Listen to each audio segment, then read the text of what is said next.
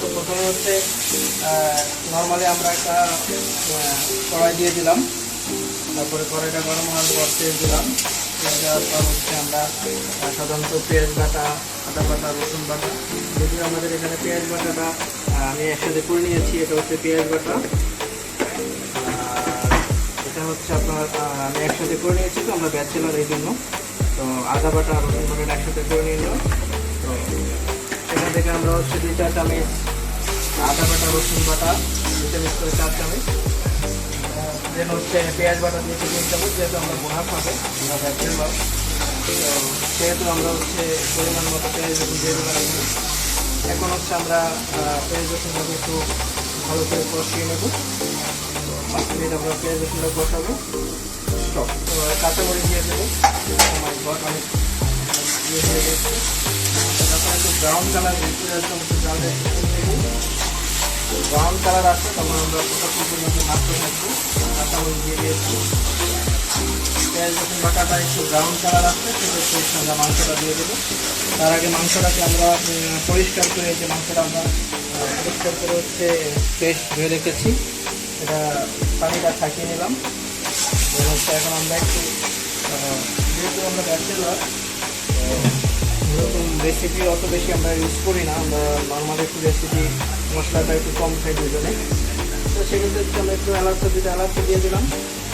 তারপরে একটু, যদি এলাচটা আমাদের শত্রু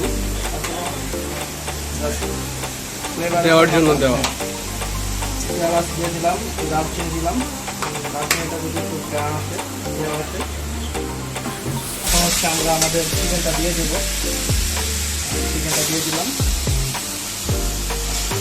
এখানে হচ্ছে আপনার মজা, আমরা চিকেনটা কতটুকু মজা করতে পারবো সেটা এখানে আমাদের এই কষানোর উপরে ডিপেন্ড করবে, যে আপনার চিকেনটা কতটুকু মজা হবে। আপনি যত বেশি এটাকে কষাবেন তত বেশি আপনি চিকেনটা মজা পাবেন। তো সেজন্য অনেক পর্যাপ্ত টাইম দরকার। আমরা, আমাদের হাতেও টাইম আছে, তো আমরা টাইম নিয়েই কাজটা করতেছি, যেহেতু আমরা দুজন ব্যাচেলর। তো আমার বন্ধু ভিডিও করতেছে, যদিও তাকেও আমি শেখাচ্ছি, পাশাপাশি ট্রেনিং দিচ্ছি কীভাবে ব্যাচেলর লাইফে রান্না বান্না করে খেতে হয়। এখন হচ্ছে আমরা 2 মিনিট চিকেনটা এভাবে ঢেকে রাখবো, যাতে চিকেনটা ভালো করে কষে। দেখতে চলে যাবো আমাদের রান্না। এই যে আমাদের রান্না বললাম তো আগেই, যে যত বেশি এটাকে আমরা কষাবো তত বেশি খেতে টেস্ট হবে। তো সেক্ষেত্রে দেখেন, এই যে চিকেনগুলো একটু ভাজা ভাজা টাইপের চলে আসছে, মশলাটা ভালো, যেহেতু ব্রয়লার চিকেন, সরি ব্রয়লার না, কক চিকেন।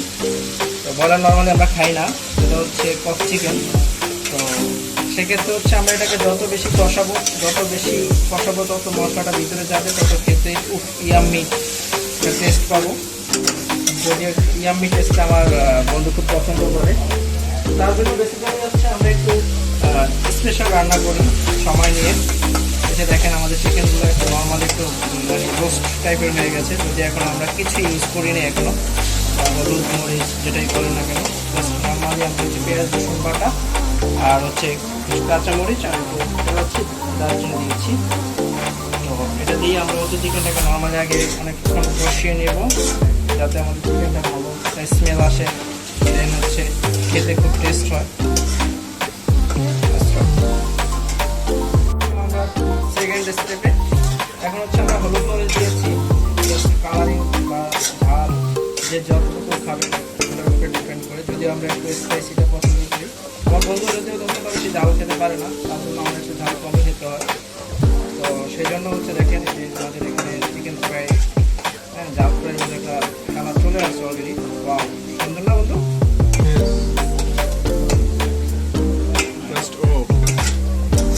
এখন এটা আমরা একটু টাইম নিয়ে যত নাড়বো তত আমাদের হচ্ছে কড়াইতে লাগবে না। এটা ব্যাচেলার, আমরা ফ্রাই প্যান আরও মজা হতো রান্না করতে। হোয়াটএভার, এটা দিয়ে বেসিক্যালি রান্না হবে না, আরও বড় ফ্রাই প্যান লাগবে, যেটা চিকেন রান্না করার জন্য আমাদের আমরা এখন নেইনি। আই হোপ আমরা নিয়ে নেব। আসলে রান্না করার জন্য যে ফ্রাই প্যানটাই যথেষ্ট তা না, এটা হচ্ছে আপনার রান্না করার উপর ডিপেন্ড করে কীভাবে রান্না করে। ফ্রাই প্যান বলেন বা কড়াই বলেন, যে আমি ফ্রাই প্যান ছাড়াই দেখেন কত সুন্দর করে একটা কালার চলে আসছে। ও দিস ইজ রিয়েলি অসম। চেষ্টা করতেছি আপনাদেরকে ভালো একটা রেসিপি দেওয়ার জন্য। নর্মালি এটা ফ্যামিলিদের জন্য না, সেটা হচ্ছে ব্যাচেলারদের জন্য, যারা ব্যাচেলার, বাবা মা ছেড়ে, ভাই বোন ছেড়ে বা ফ্যামিলি ছেড়ে ঢাকা শহর থাকতেছেন, স্ট্রাগল করতেছেন, ব্যাচেলার জব করতেছেন, নর্মালি তাদের জন্য এই ভিডিওটা।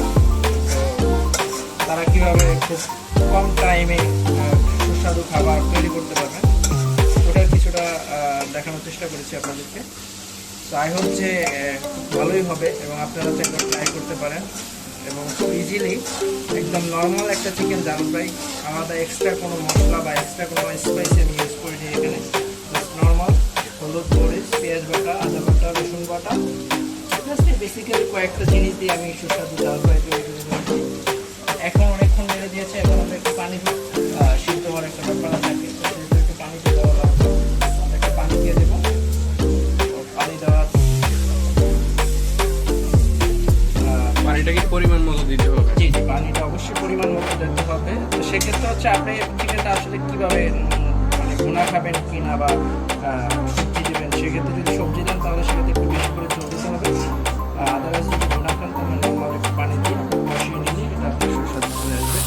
এখন যদিও কালারটা ওইভাবে আসতেছে না, মাত্র পানি দিয়েছি, চলে আসবে। তো আমরা একটু আলু দিয়ে দিচ্ছি, যেহেতু আমার বন্ধুরা আলু পছন্দ করে। আমরা বেশি না, অল্প একটু আলু দিয়ে দিচ্ছি, যাতে এখানে একটা আলু কাটা আছে। এক পিস আলু, রাইট, এক পিস আলু আমরা দিয়ে দিলাম, যেহেতু আলুটা সেদ্ধ হতে সময় লাগবে, তো সেই জন্য আমরা দুটো একসাথে দিয়ে দিলাম। এখন আমরা একটু ঢেকে দেবো, ঢেকে দেওয়ার 10 মিনিট পর আবার আমরা চলে যাবো। আহা, চলো।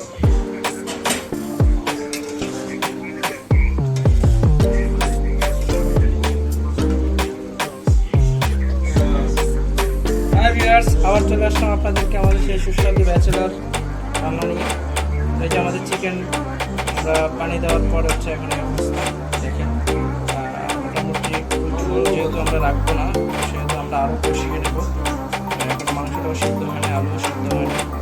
আমরা একটু জাস্ট দেখে নিলাম যে কী অবস্থা।